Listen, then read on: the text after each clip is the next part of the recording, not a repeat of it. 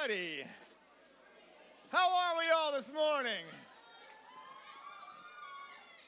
Good. You don't even know what we're doing with them. It's good to see you guys here. We're going to jump into things super fast. So there's nothing tonight for high school, correct? No focus, you guys, everybody. All right, good. I wasn't here last Sunday, so I couldn't remember what anybody actually talked about. So mid-school, that doesn't concern you anyway. So there is nothing other than our final exodus of the school year will be this coming Wednesday night. It'll be all let out by all of our high school students that are participating with it already. And so that is it. We have one more Wednesday night, and then we have a little bit of a break on Wednesdays until January starts up. So everybody be here. Where mid-school guys? Where's all my mid-school guys? Where were all of you on Wednesday night? Where are all of you this morning? Yeah, all of you. There was like 8 mid-school guys here this past Wednesday.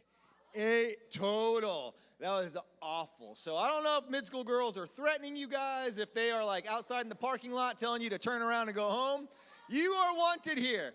All right, if our mid-school girls are bullying you, please let someone know this is a safe place, all right? I know they all look very threatening.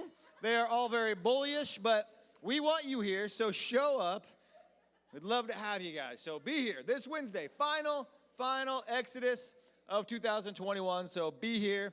Other than that, there are no other announcements to be had. That was good timing. Good timing, Will. Yes, Will.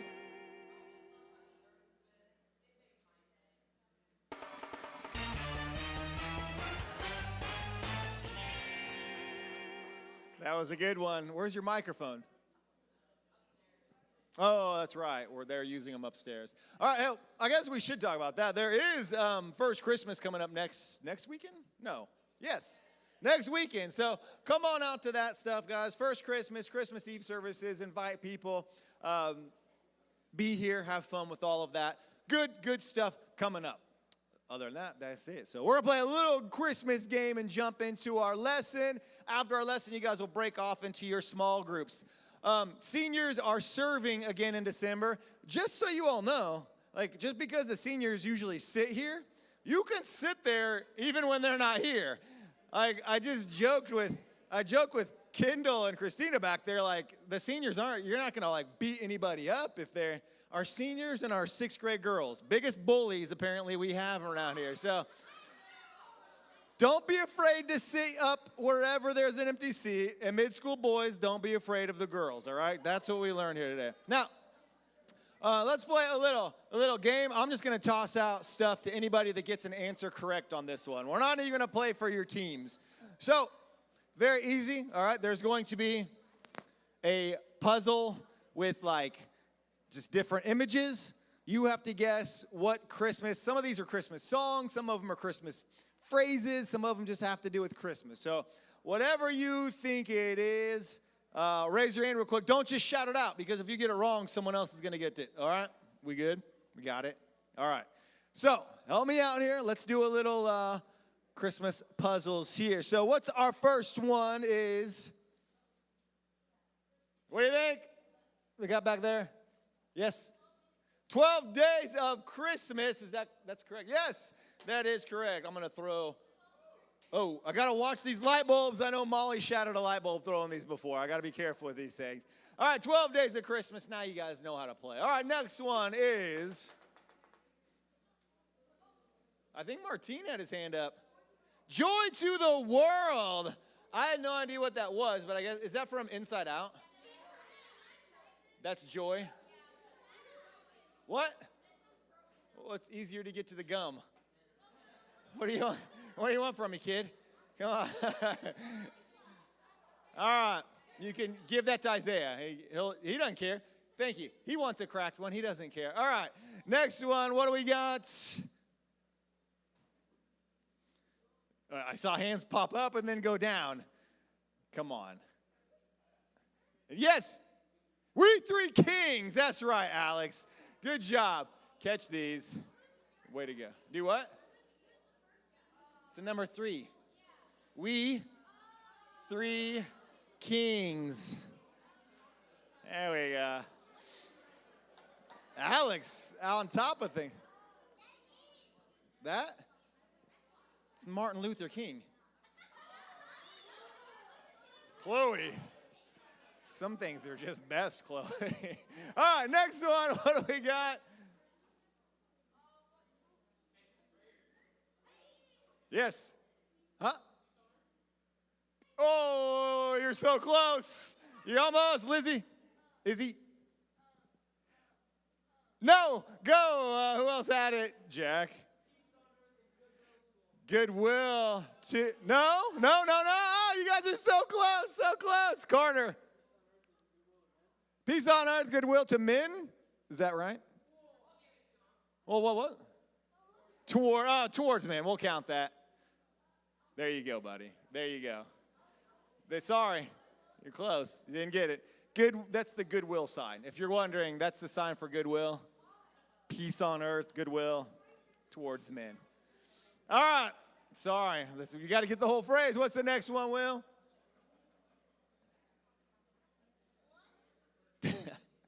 I don't remember this one. Yes. Yes, It's a Wonderful Life. Thank you. Now I remember it. There you go. There you go. Have another one. Share some. There you go. All right, what's our next one? It's a Wonderful Life. That's a good one. Nope. Huh? Nope. Who had their hand up first over here? I'm going to go way over here. Yeah. Oh, Holy Night. That's right, Miss Vanna. That's right. Heads up, sixth grade girls. Watch. Look alive. All right. I'm just going to fastball these. All right, what's our next one?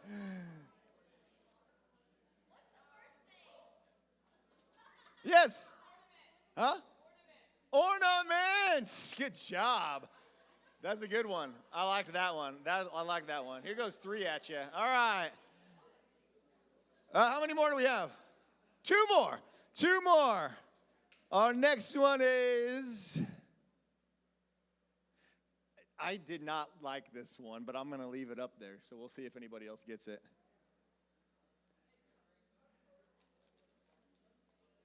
Somebody got it? I think someone said it, actually. Carter? Decorate cookies, is that what it was? Decorate cookies. Here comes a handful. Share with all your friends. All right.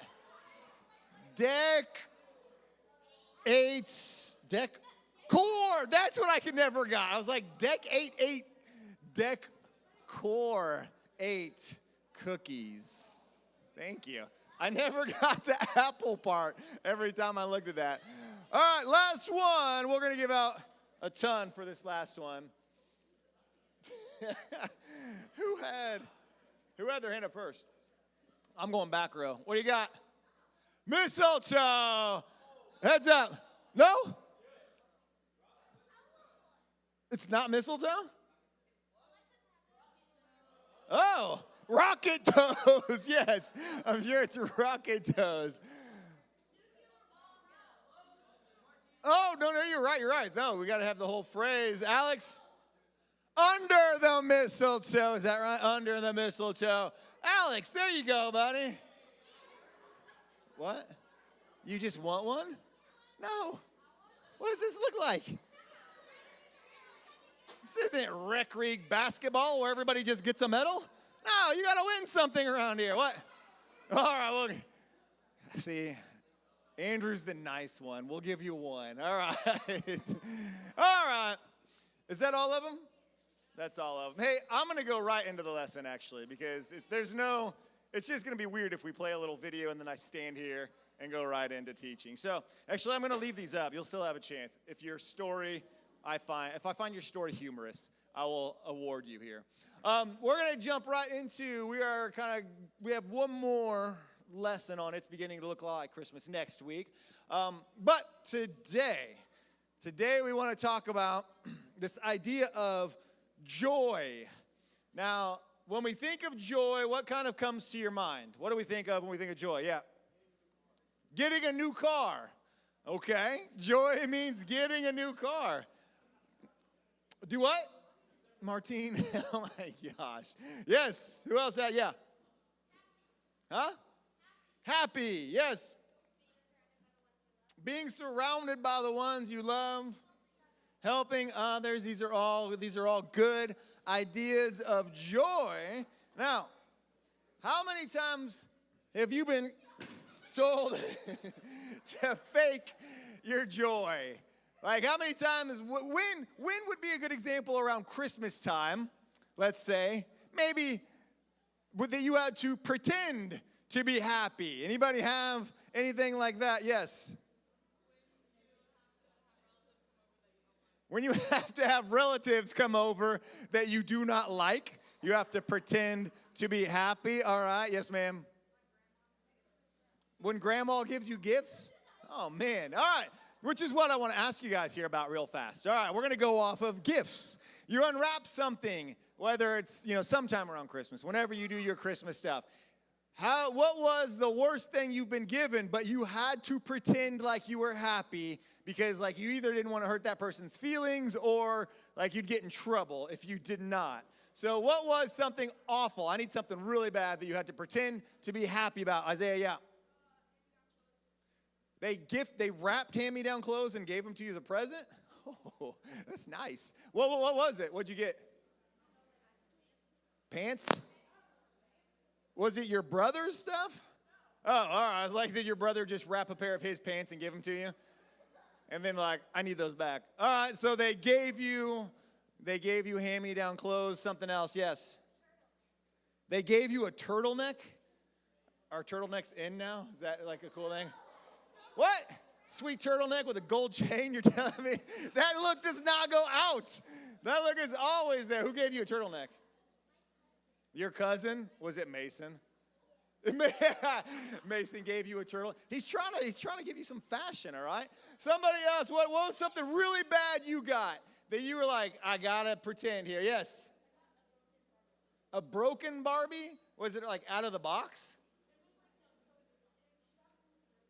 She got from the thrift store, and it was already, did they know it was half broken? They just thought you wouldn't notice? Oh, that's awful. All right. How many of you are awful at pretending to try to be happy in those moments? Like, your face looks more like this. Some of you are really good at it. Like, you think, oh, they love their gift, and others of you are, like, awful at it. I want to talk about that for a second, okay? Now, often, and I can tend to be like this. Sometimes I don't even mean to. Sometimes it was just like a gift that I wasn't expecting, so I'm like, oh, cool. I might even like really like it, but my face looks like that sometimes. Well, not like her face, but like that part right there. And so we can kind of pretend sometimes. Now, today we're talking about this idea of joy, and well, we just talked, like, I just asked you, what does joy mean to you guys? And what you described was a feeling of happiness. What you described was, like, well, when something goes good for me in that moment, in that circumstance, I feel happy. And what we want to talk about today is there a difference between joy and is there a difference between happiness? See, happiness is, I got that car, or I got that present I wanted, or I didn't want a turtleneck, or maybe you really did want a turtleneck. I don't know. But you open something, you're like, oh, like, I love this. But what happens to those presents after a month? Sometimes you're done with them. What happens to them after a year? Then you're really done with them, or a couple of years, and then it's gone, right? Your circumstance is what you're happy about. You're happy about what happened in that moment, and then it can go away. And this is the difference between what joy is and what happiness is. Happiness relies on whatever is happening in that moment. Joy is something that lasts for a long time. Joy is something that you live with. And so I kind of joked about this idea of your Christmas presents and stuff, because sometimes in the church we talk about, like, having joy. Man, if Jesus is in your heart, we have joy. And so it's like this idea of, like, as Christians, we can start to think we just have to fake being happy all the time.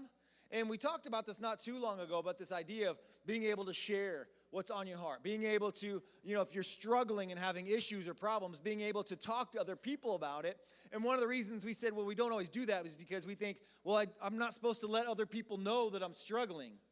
Because we think joy means, okay, I'm a Christian, so, just always have a smile on my face and tell everybody I'm okay. Because if they don't think I'm okay, then they don't think that I'm a good Christian. And joy doesn't mean faking happiness. It's not opening a box and seeing that your grandma got you a sweater that she made for you and she still thinks you're 7 years old. That's not joy, right? That's not like, oh, cool. Joy is something that you know about truth in your own heart, something that is real. And it starts, we see this idea of joy. We talked about the shepherds and the wise men and King Herod this past Wednesday night, for those of you who were here. And I want to look again at the shepherds because the shepherds were, they were out tending to this flock, and it said the angels appeared to the shepherds.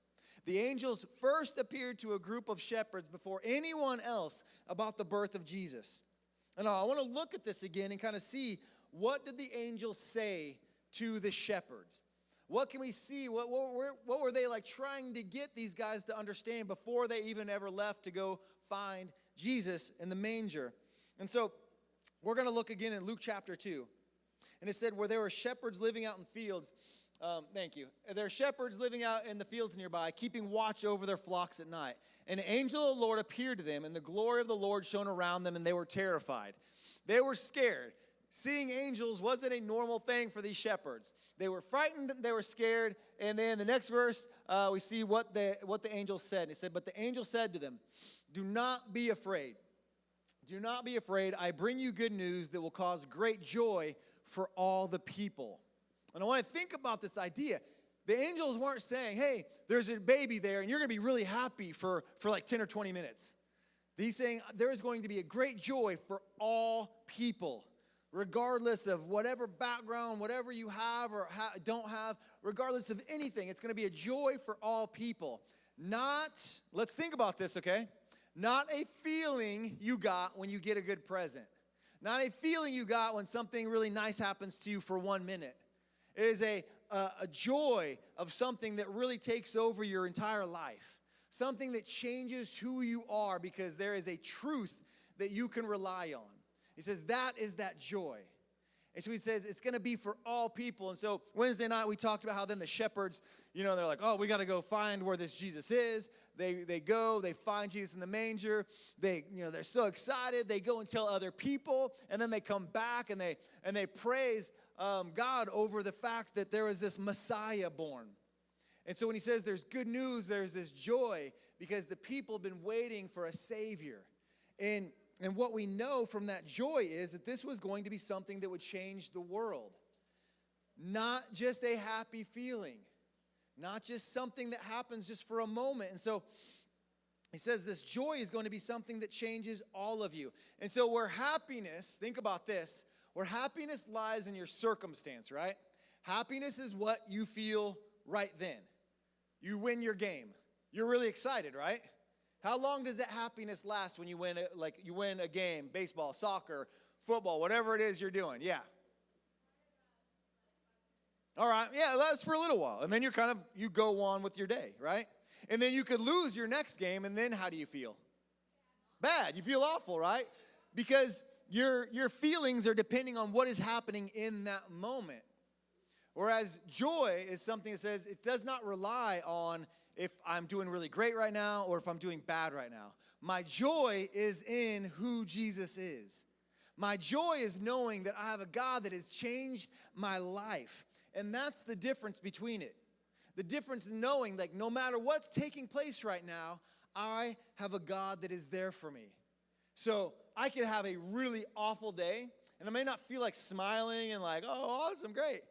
But if I have a truth in me that says, you know what, like I know today was awful, or I know this past month has been really hard, but my life is different because I know that there's a God that loves me, because I have been forgiven and my life has been changed. And that's the difference.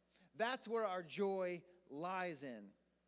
If you jump into Hebrews writes this little verse about Jesus, and they use joy in a really weird way, because if you think of joy as happiness, you would never use this in this way. In Hebrews chapter 12, the writer's writing to this church, and he says, let us run with perseverance the race marked out for us, fixing our eyes on Jesus, the pioneer and perfecter of faith. For the joy, this is where if we got to get our words right here. He says, for the joy set before him, he endured the cross, scorning its shame, and sat down at the right hand of the throne of God. He says, for the joy set before him. As Jesus was getting ready to get crucified, he said there was joy before him.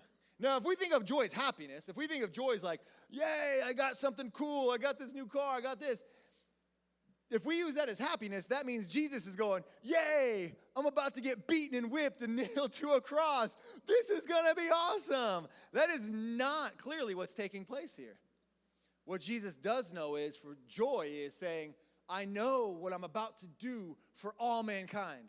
I know when I die, I will be the final sacrifice for their sins.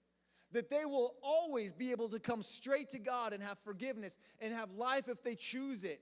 And that was Jesus' joy. His joy was knowing, I am doing the right thing.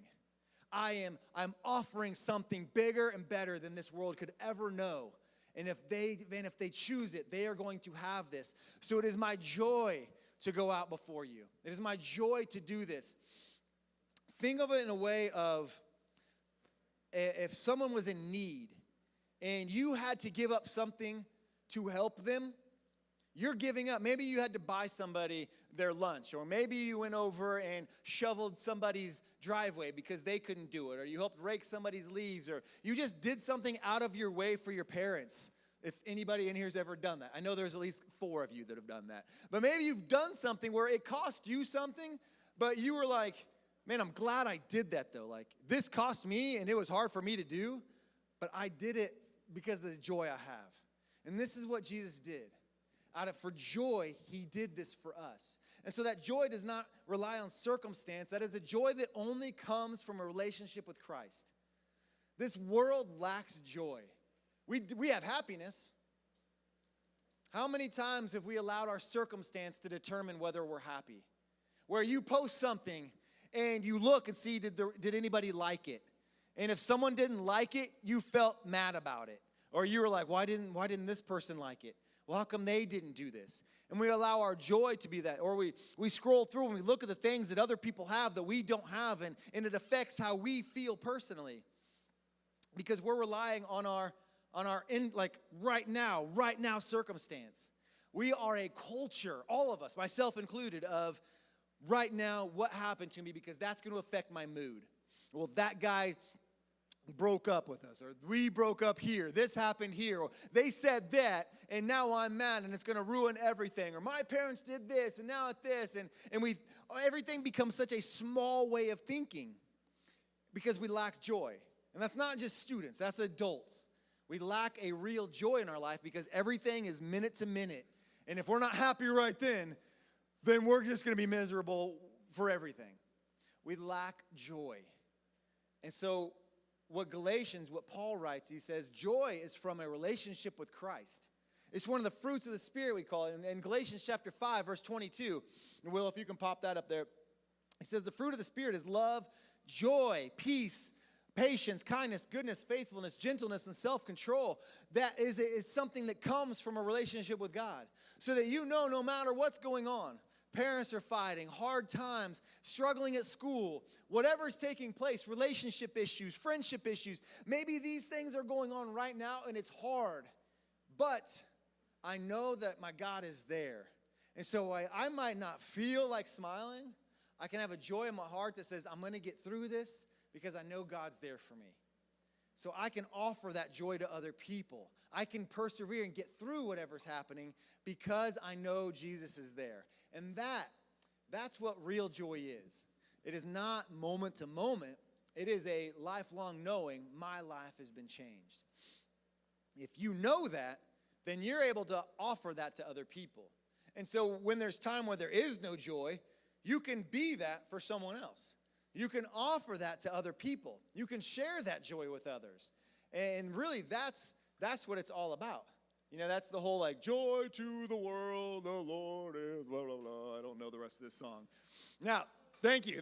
I know. You're just now wondering, why do we even have Andrew? I agree. I just like to put him on stage every now and then, all right? I know. You're wondering as I sang that. So, guys, I want you just to really think about that. Think about the lack of joy in our world right now and why. We lack joy because we do not rely on Christ. We live in a world that just seeks after what's in it for me right now, what makes me feel good right now. And we forget the joy that we have, that we can rely on Christ.